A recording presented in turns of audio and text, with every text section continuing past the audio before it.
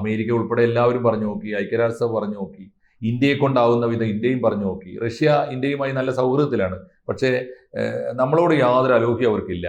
പക്ഷേ ഉക്രൈൻ്റെ പ്രശ്നത്തിൽ നിങ്ങൾ ദയവായിട്ട് ഇടപെടരുത്, ഞങ്ങളും അവരുടെ കേസ് വേറെയാണ്, ഞങ്ങൾ തീർത്തുകൊള്ളാം എന്ന് പറയുകയാണ്. അത് ക്രീമിയ ഉൾപ്പെടെയുള്ള പ്രശ്നങ്ങൾ അവർക്ക് വേറെ തീർക്കാനുണ്ട്.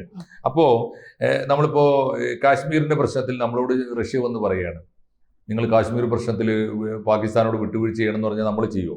അതേ ഒരു അവസ്ഥയാണുള്ളത്. അതുകൊണ്ട് വമ്പിച്ച ഒരു വലിയ യുദ്ധമുഖത്താണ് റഷ്യ ഉള്ളത്.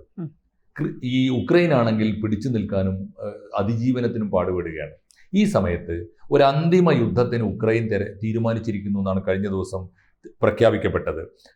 ഉക്രൈൻ്റെ സൈനിക മേധാവി അലക്സാണ്ടർ സിർസ്കി ആണ് പ്രഖ്യാപിച്ചത്. അദ്ദേഹം പറഞ്ഞു, ഞങ്ങൾ ഇനി ഒരു പുതിയ യുദ്ധമുഖം തുറക്കുകയാണ്, ഡു ഓർ ഡൈ ആണ്. എന്താണെന്ന് വെച്ചാൽ പഴയ ചരിത്രത്തിൽ ലോകത്തിലെ മിക്കവാറും എല്ലാ യുദ്ധങ്ങളിലും എല്ലാ രാജ്യങ്ങളിലും കണ്ട ഒരു രീതിയുണ്ട്.